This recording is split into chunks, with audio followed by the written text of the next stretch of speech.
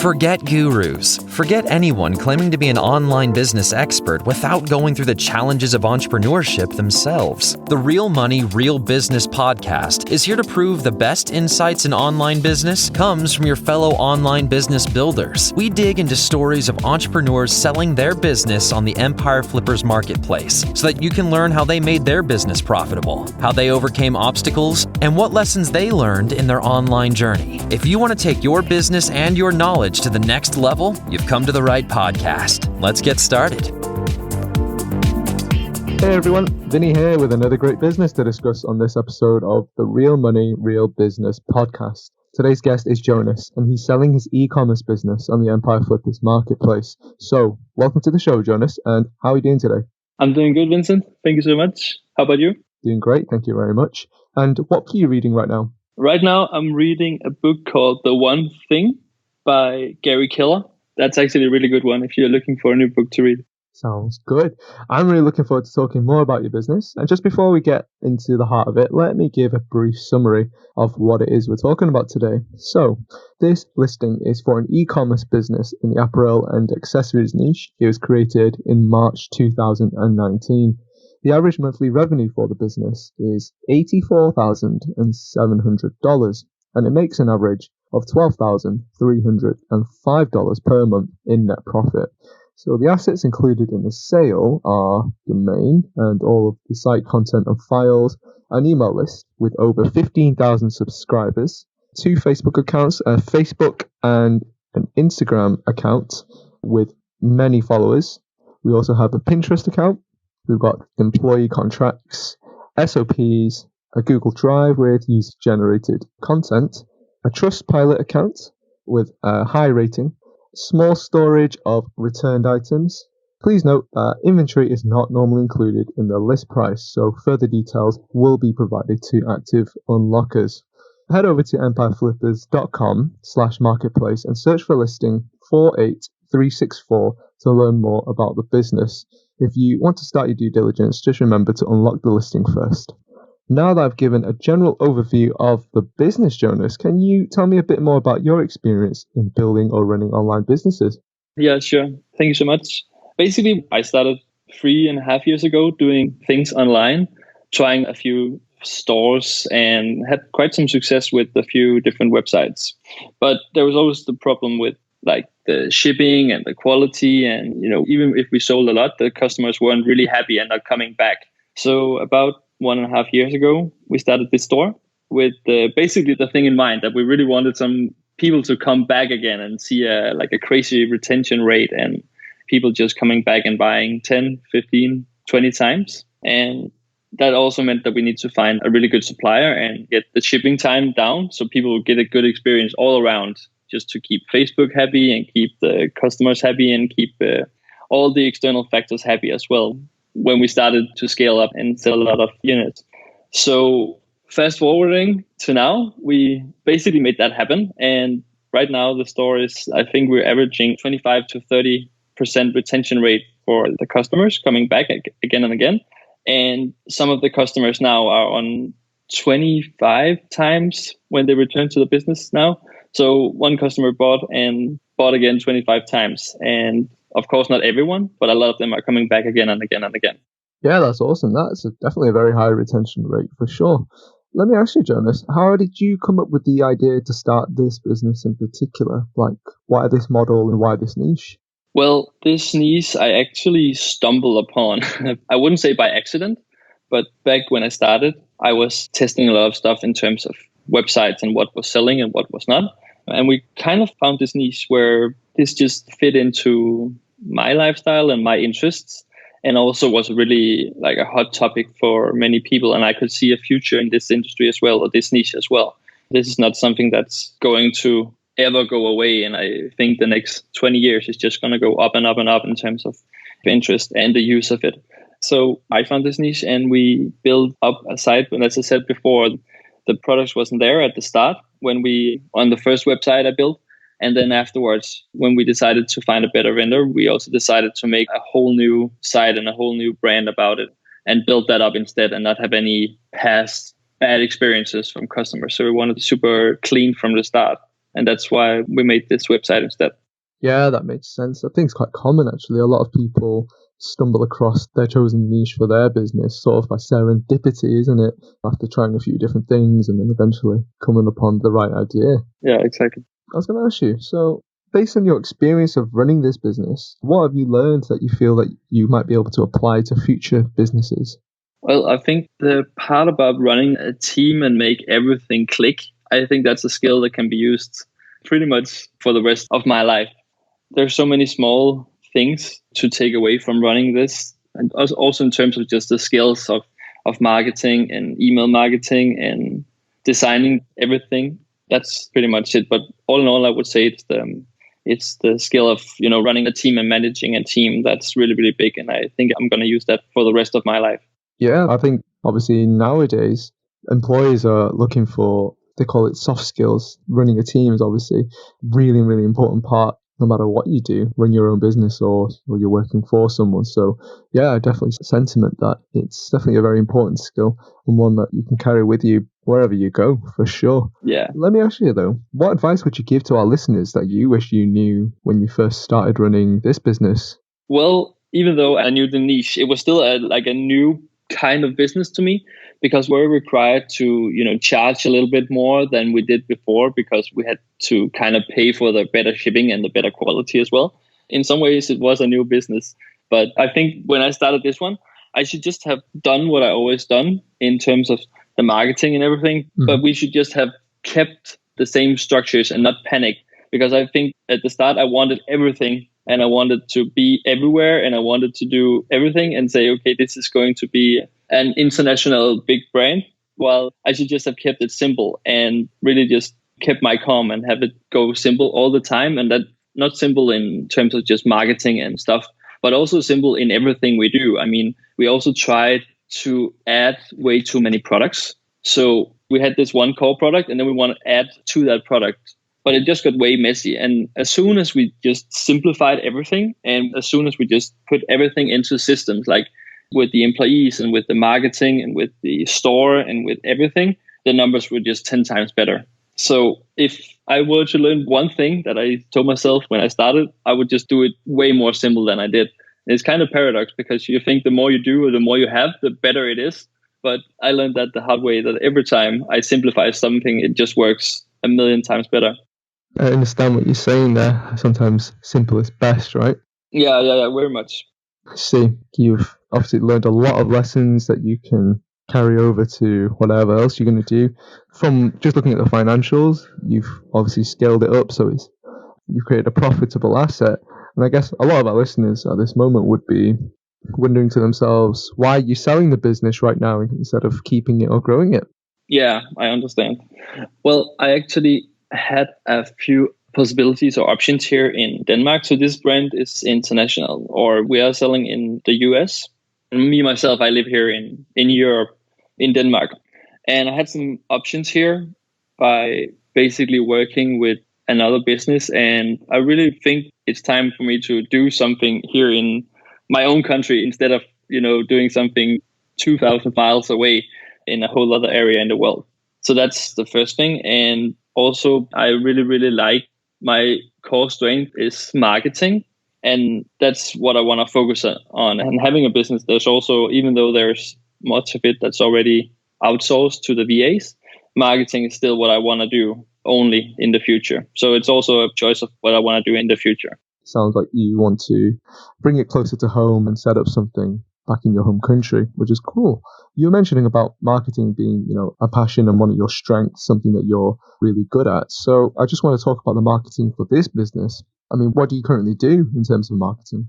Yeah, so we kind of have it two ways in terms of marketing. We have the organic part, and then we have the paid part as well. And on paid, the marketing or advertising, we are doing Facebook, Instagram, and Google, and a little bit of Pinterest, trying to test the waters on Pinterest, because I think that can really be a really, really good platform right now and also in the future. I think it has a really big potential. But again, going back to the simple thing, we don't want to do too much at the time, because it's better to be really good at one platform instead of having to, mediocre on 3 or 4 of them. So the main platform is Facebook. Absolutely, Facebook is the best platform for that.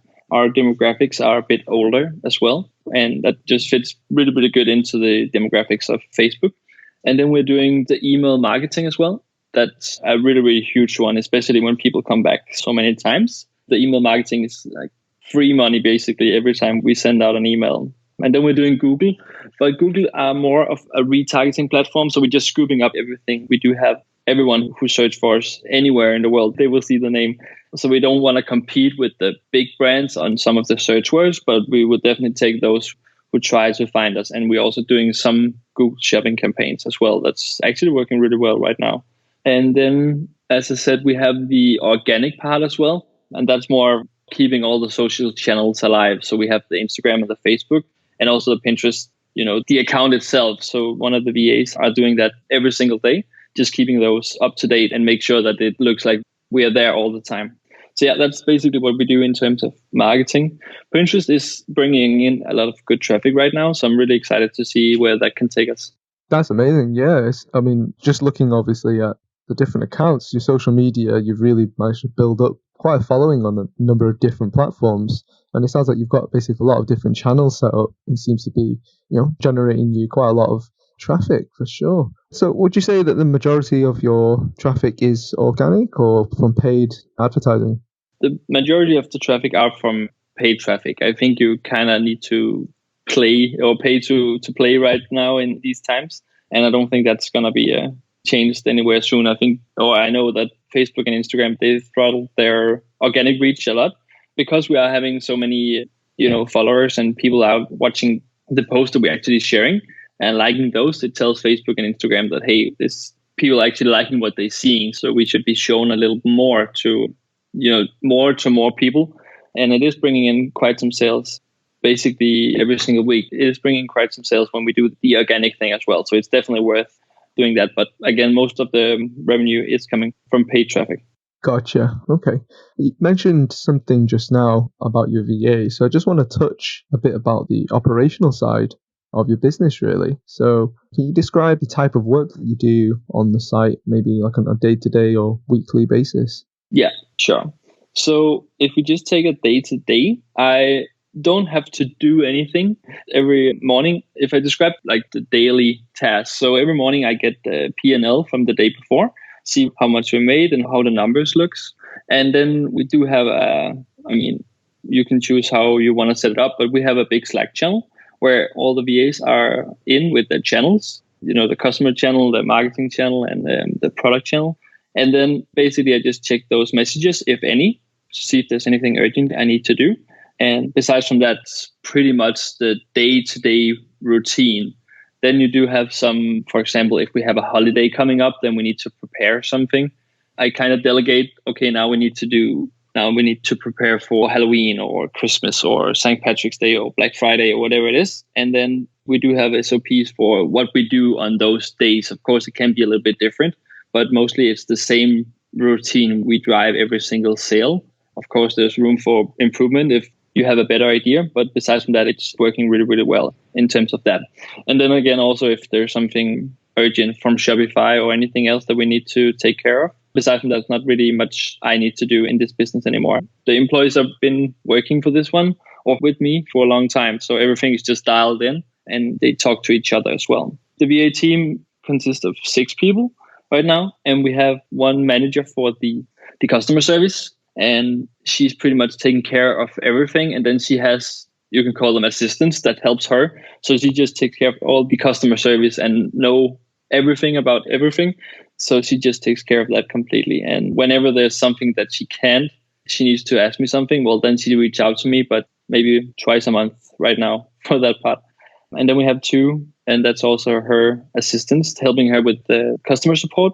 And they're also doing the social media profile. So that's like their core job, just to handle those, because we do get a lot of messages and people want our influencers and collaborations and stuff like that. And then we have 2 VAs that's doing all the designs and the products and everything, making sure that the website is just completely working at all times. And then we have the last one, which are doing the email marketing and also the paid traffic. So that's the setup. Gotcha. Yeah, I was going to ask you actually. Thank you for going into detail about obviously what your team of VAs do. Thanks for breaking that down. So, our listeners out there, if they haven't checked out this listing yet, this particular business has slightly more unique setup in the sense that it's based around a print on demand model. Is that right? Yeah, it is. It's based on print on demand. So they basically take care of everything for us in terms of the products. Gotcha. Okay. Can you just briefly describe then, like how the workflow goes in terms of ordering products and having them fulfilled? Yeah. So we have the product on our website and we design it with the VAs that I just talked about, that he creates or they create design, and we have that on the website. And whenever a customer purchases that design, well, the design is, or that order is actually flown or sent directly to the print on demand company, and they start the printing right away and send it out to the customer. So we don't have any inventory ourselves, which helps a lot on, we don't need to bind any capital in products every single day or week. And the good thing about it is that we can, be really, really agile. I really, really like that we don't have to make big sacrifices to test new stuff. So whenever we have an idea or the designer have an idea, well, he can just do it. Or if you have an idea yourself, you can just do it right away.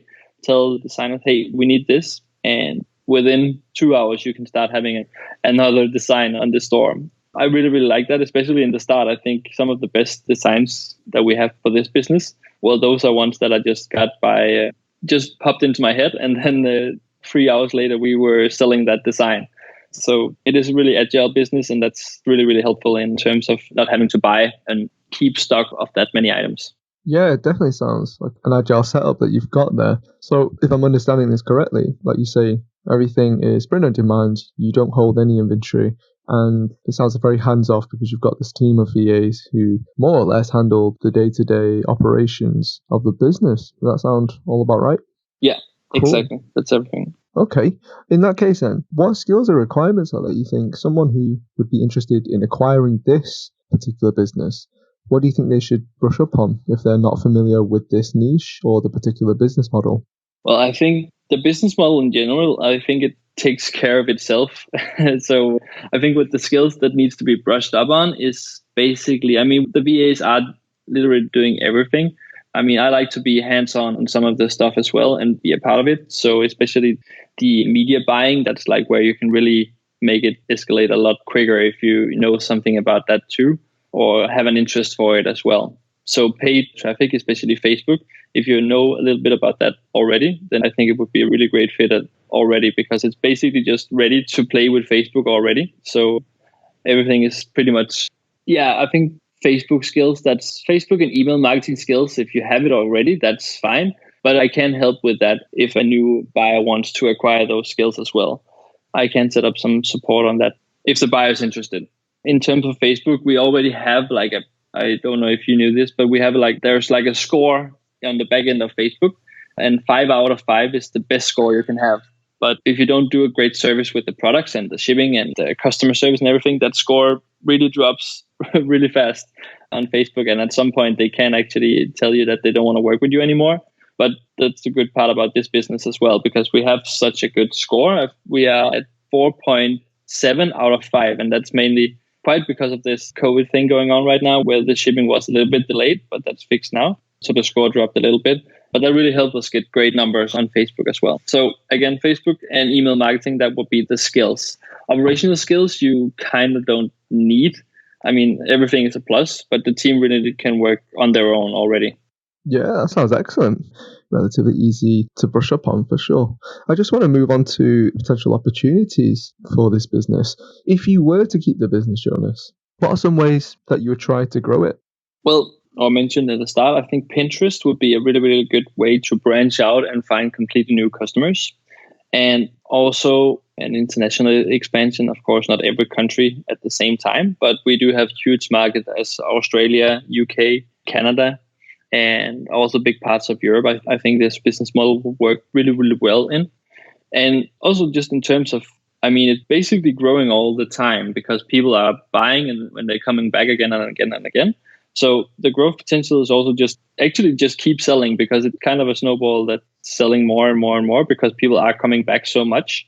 So the more customers you have, and every time there's a sale, the sale gets bigger and bigger and bigger, or the revenue from the sale gets bigger and bigger and bigger because we have more potential buyers for that sale. In terms of marketing, we do have, as I mentioned, Pinterest, but there's also a big potential in Google.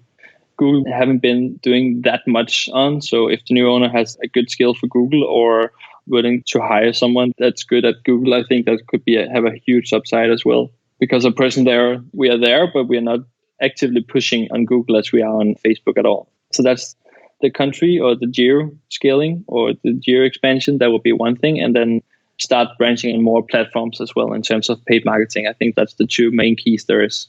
Great. Okay. Sounds like there's definitely lots of potential for growth there. In terms of risks, what do you think are some of the biggest risks with this business that a buyer should be aware of? I don't think there's any, as mentioned, when you don't hold any stock, it's not like you're putting in or end up with a warehouse full of goods that you can never sell. So the biggest risk in this part, I think that goes together with all businesses in general. There's always this key factor that, for example, the print-on-demand company just tells you that they don't want to work with you anymore. I would never see that happen ever, but that could be one of the key factors for a risk, or, Facebook close you down, something like that. But again, with a great score everywhere and, a good relationship with the print-on-demand provider already, I don't see that happening at all. And if that's the case, well, then there are other possibilities as well. Okay, gotcha. I've just got a few wrap-up questions here. You're mentioning support. How much support are you offering buyers? Is it the standard 30 days of email and Skype calls? Yeah, I can do whatever we decide to do. So I'm pretty much open for anything. So if the new buyer wants a month, we can easily do that, both email, Skype, chat, whatever. So yeah, we can do that. We can even do 2 months, but I think 1 month is more than fine for, showing the new buyer around or the new owner around and showing everything what needs to be shown. That's really good to hear. Would you commit to a non-compete? Yeah, definitely. That's not a problem at all. Cool. And are you open to negotiating something like an earn-out? Yeah, I'm open to that as well. Excellent stuff. So last question for you then. Putting yourself just in the shoes of a buyer, why do you think this is a business that's worth buying? I think it's worth buying because it's already running. It have a insanely good customer foundation already. And yeah, if you saw the social media pages and the reviews pretty much everywhere, you could see why and what they're saying about it. So we kind of have some raving fans that just keeps buying and buying and buying. We have a really, really solid foundation, means that just helps everything. It helps the marketing, it helps the emails, it helps the atmosphere in the business as well, because everyone is just happy and everything is good. And it is a really healthy business, as you can see on the numbers. It brings in consistent revenue and it brings in consistent profit as well. And that combined with the business doesn't need any operation at all from a new buyer's side. Everything is just taken care of and put into systems. I think there's been so many hours going into building all of this, so everything is pretty much just working already. That would be my words towards that. That's excellent stuff. Is there anything that you'd like to share that you think I might have missed? No, I think we're pretty much good on that part. Yeah, we do have, I'm not sure if you mentioned it, we have a really good Trustpilot as well.